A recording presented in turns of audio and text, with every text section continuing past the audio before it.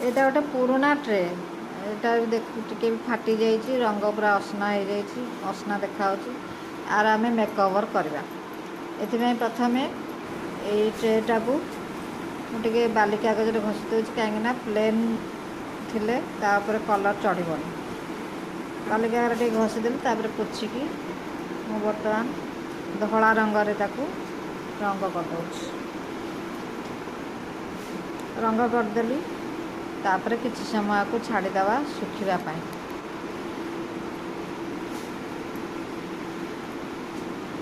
ରଙ୍ଗ ଶୁଖିବା ପରେ ବର୍ତ୍ତମାନ ତାକୁ ଆମେ ଡିଜାଇନ୍ ଦେବା। ଏଥିପାଇଁ ମୁଁ ସବୁଠୁ ସହଜ ଉପାୟ ନେଇଛି। ନିଜେ ଚିତ୍ର ନ ଆଙ୍କିକି କିଛି ପତ୍ର ଆଉ ରଙ୍ଗ ସାହାଯ୍ୟରେ ମୁଁ ଆକୁ ରଙ୍ଗ କରୁଛି। ପ୍ରଥମେ ଏଇ ପତ୍ରକୁ ମୁଁ ରଙ୍ଗରେ ବୁଡ଼େଇ ଛାପି ଦେଉଛି।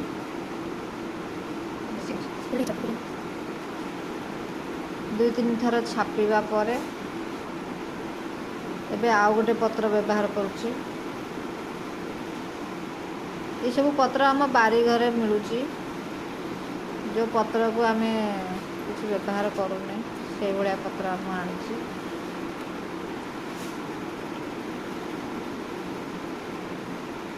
ଆକୁ ଛାପିଲା ପରେ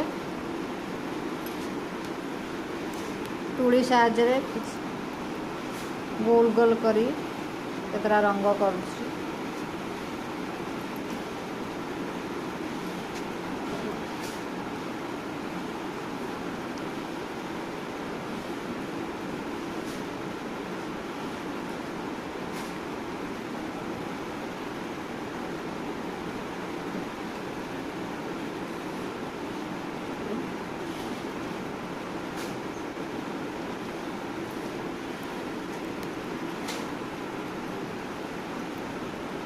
ଏବେ ସେ ତୁଳିକି ଧରି ମୁଁ ଡଟ୍ ଡଟ୍ ଡଟ୍ ଡଟ୍ ମାରୁଛି ବିଭିନ୍ନ କଲର୍ରେ।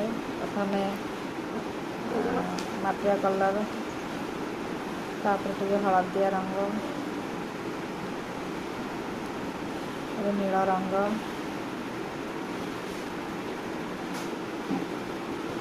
ଟିକେ ନାଲି ରଙ୍ଗ,